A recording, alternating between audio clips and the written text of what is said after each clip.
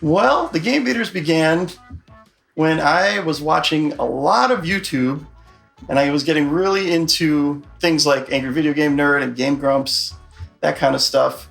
And I wanted to do a gaming channel. This began as a brainchild of Dan B, I believe. I was approached a couple years ago. Old Dan B and I have been lifelong friends. We've been in numerous bands together, worked the same fast food slave job, and he came to me and said, "Hey, I got this idea for a YouTube channel." He was on the fence about it for a little while, and finally, I started doing a couple reviews. You can actually go on the channel and see a couple early reviews from me, and then finally he was like, "Yeah, let's do this thing." And I was on board. And originally the idea was Dick Boots and I, and then each week we'd have a guest. Originally, I was really not a part of the group, other than a special guest a couple weeks. We had different guests, and Evil Dan kept being a recurring one. And so eventually we just made Evil Dan. We were just like, you know what? Evil Dan works the best. Let's have him be the third game beater. We got with the old Evil Dan and decided just to make it the three of us. Found out that we actually meshed well, and which is pretty. I don't know. To me, it's pretty expected because we've hung out forever. We've been friends forever. Action! Hey, what's up? Take two. Good luck. Do you want me to go first? I thought I was going first. Hey, I'm Dan. And I'm Adam. And I'm Evil Dan. Since Dan, you're our guest, what's your? Do you have any Sonic memories? Do you like Sonic the Hedgehog? Oh yeah, I mean, I remember when I first got my my first Sega Genesis. That was the only game I had. Cool. Well, welcome to Game Beaters. Ah! We thought we'd come up with a name eventually, and I just picked one for now. But I was watching, at the time I was watching Ash vs. Evil Dead, and they were trying to come up with a name for their little group. And they came up with the Ghost Beaters. And they're all like, that is the worst name I've ever heard in my life. And I was like, yeah, Game Beaters, that's the worst name I've ever heard in my life. Let's do that. And that's pretty much how that came about. That's basically where Game Beaters came from. And it's been magic ever since. My favorite thing about Game Beaters, we get to hang out like we were kids, live our childhood still. But we get to do it on camera. My favorite thing about the Game Beaters is getting together weekly and having Taco Tuesday and playing games together and just getting to hang with the guys, have a good time, and create things. I really love creating things. I'm a creative person. I think the favorite thing about the Game Beaters is just the way we can create things in the moment. So much of what we do is not choreographed. It's just right in the moment.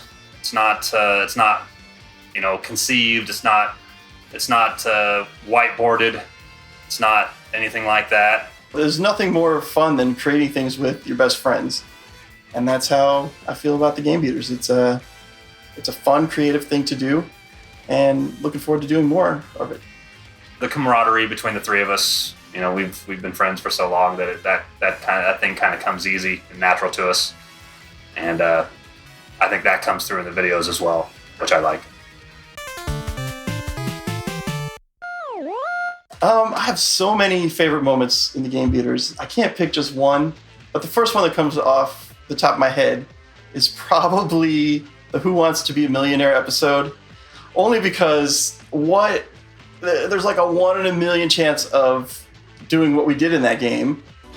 Yes. Picking the very first case and it being the winner. I mean, spoilers if you haven't seen that episode. Me too. I say we keep our case. All right, let's keep the case. Your case contains...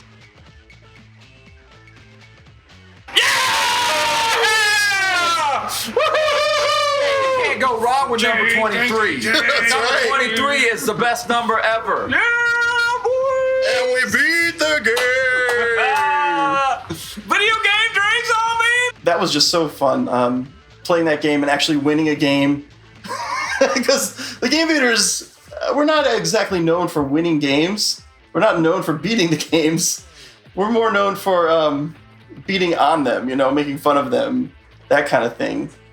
That wasn't rehearsed. We didn't try it. Well, there was no editing involved there. It was just we threw it in. We played it the one time, and that's how it ended up. So There's been so many, man. We've just had a blast. But I gotta say, mine was when we played this sketch game. All right, here we go. Okay, we got a, What do we got? a Mushroom. tree. What the hell is that? That was Is that a cowboy? Because y'all couldn't get my awesome Yeah. a mushroom, hot dog, wiener, skateboard. I don't know. Fuck. yeah, surfboard. I don't know. We just couldn't. Everything everybody drew, we were like, "What the hell is that?" And it resembled like the. We had no idea what it was. What is a tampon? What the hell was that?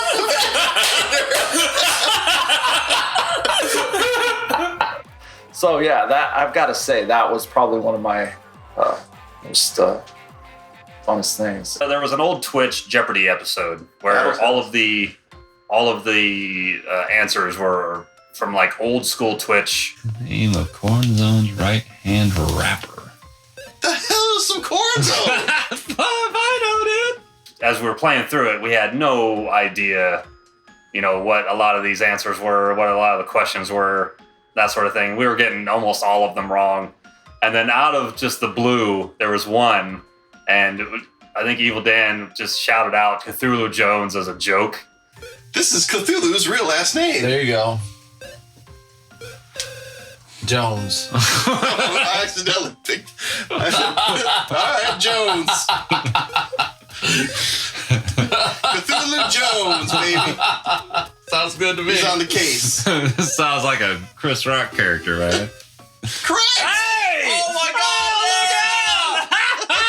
God! The answer ended up being Cthulhu Jones. That it was perfect. Couldn't have been scripted. It was absolutely perfect.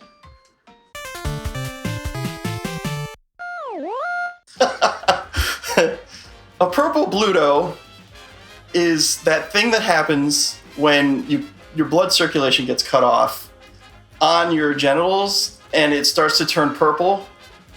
Wait, no, that's not what a purple Bluto is. A purple Bluto. If you don't know, I ain't telling you. Purple Bluto.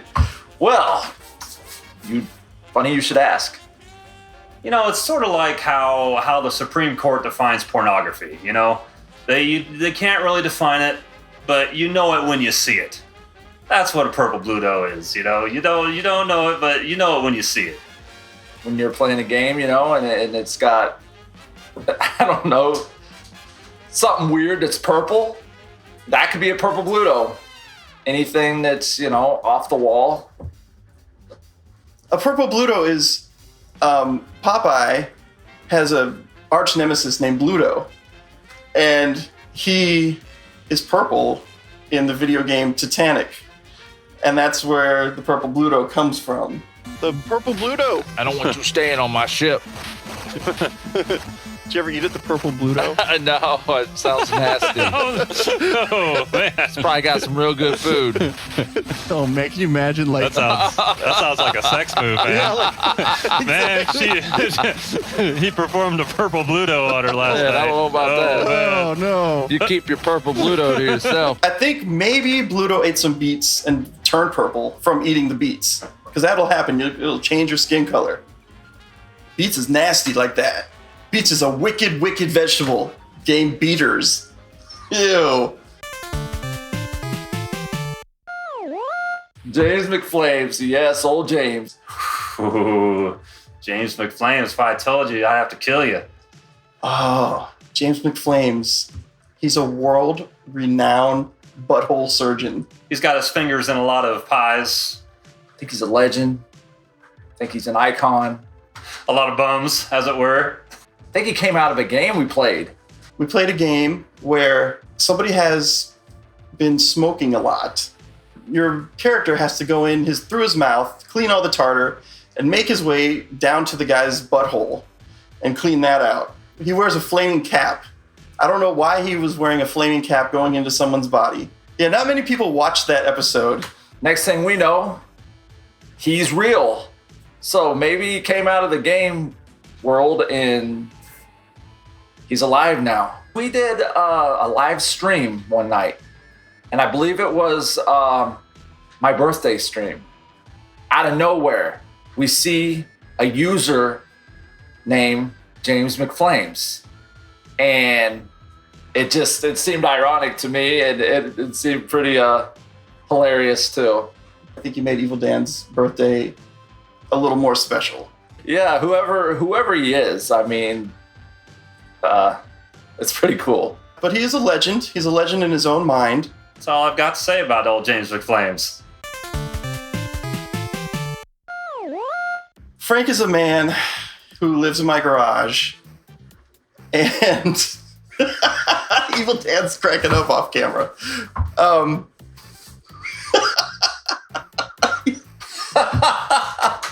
Oh, Frank. Frank's something else. Well, first off, I have the absolute worst Frank impression of anybody. I can't do Frank to save my life. Frank is a man child who lives in my garage, and he lives there with his chicken, Beans. Is a chicken or a rooster? Nobody knows. I'm not checking. I mean, at first, when he was first introduced to us, I was like, who the hell is this guy? I mean, but as time has passed and we've got to know Frank more, Frank and Beans now. You know, Beans is newer than Frank. But Frank, you know, he grows on you. So what do I think of the other Game Beatles? Well, most people don't know this, but Evil Dan can party. One time, me and Evil Dan, we had a giant party where we drank a lot of drinks. Whoo-wee. So yeah, Evil Dan's all right. I mean, he's okay. He's like, he pays his rent for the garage. You know, he does his chores and stuff. Well, DB's all right. He gave me a place to live when I had no other places to go. So I gotta give him props for that. But he kind of is lazy and sucks at video games. He thinks he's a game master, and he thinks that we're lazy. He always calls the Game Beaters lazy for some reason. I guess Dick Boots is pretty cool. He's got the coolest name in the Game Beatles. Except for me. Frank is the coolest name, of course. But you know what? I don't believe Dick Boots when he tells me he won his name in a game of cards. First of all, how do you play poker and win a name? It makes no sense, Dick Boots. Explain yourself sometime. You know, Frank can be kind of a prick, to be quite honest, you know. I'm a fan of Beans. Well, they're all right. They're all right. You know, as long as he stays in his garage, and as long as he keeps Beans from shitting all over the floor, I'm all right with him, I suppose. He's not exactly the brightest, sharpest tool in the shed. But, you know, like a dull scissors, it'll still cut eventually. So hopefully, you know, we do more with Frank. And hopefully he doesn't take too much of our fame.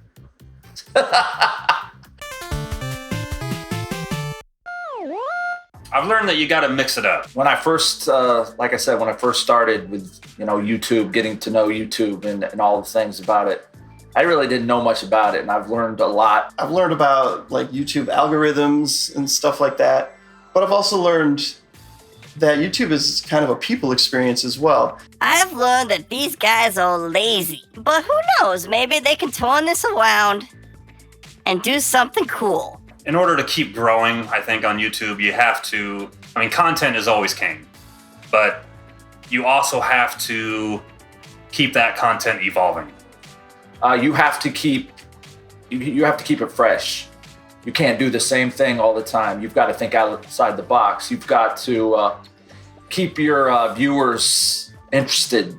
You can't just do one thing. We were just doing Let's Plays and just letting them roll.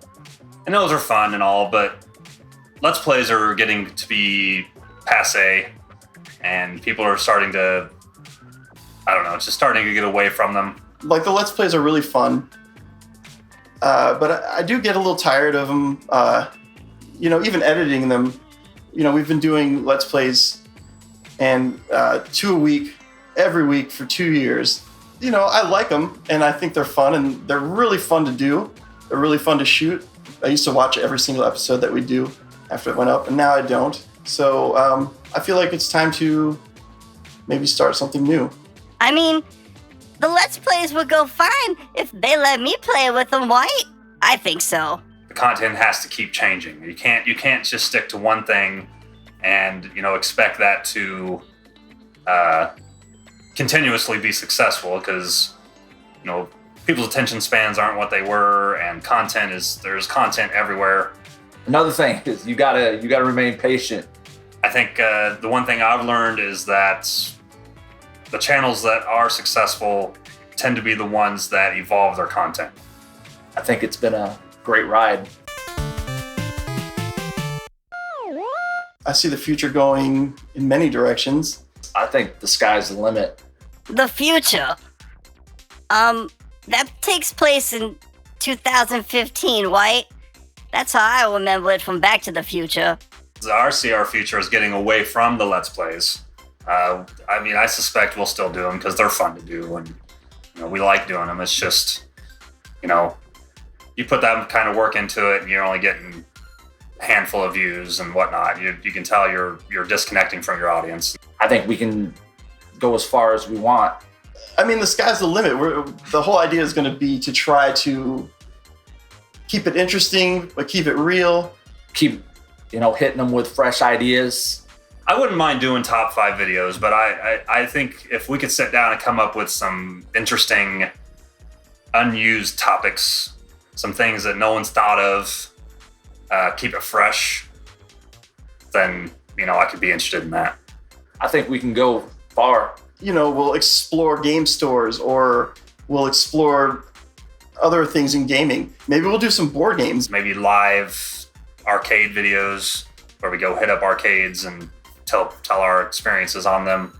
Doing what we do. Maybe some more interaction with Frank in some way, shape, or form. Maybe Frank gets caught in a video game or something. We got to go save him or something. I don't know. And obviously some more Frank stuff. People seem to like the guy for some reason. I don't know. He's kind of a jerk to me. But that's okay. We love him.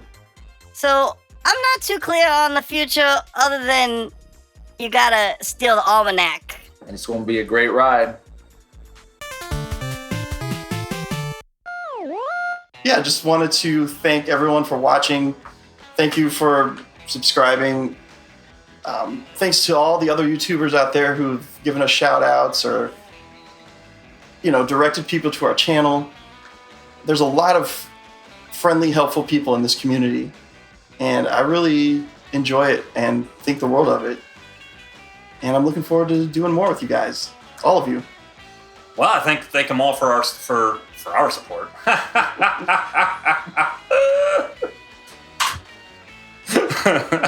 No, I thank them for their support. Keep tuning in, because the things are going to start changing. We got some things cooking that I think people are really going to like. Just trust in the process, I guess. We're evolving just like everyone else is, and we're going to try to evolve this channel into something a lot more than what it is today. Well, peeps, thanks for always watching us, and thanks for all the love you give us, and just keep it real, and peace. Okay, thanks for watching. Love you. Bye-bye. See ya. Hey guys, thanks for watching. As you can see, we are in the midst of changing, and we have some new content coming, as well as a new schedule. We appreciate you sticking around, and we hope you're as excited as we are about the new content. So if you haven't already, you might as well hit that subscribe button. Like it if you like it, dislike it if you don't, ring that bell if you want notifications, and I hope to see you soon.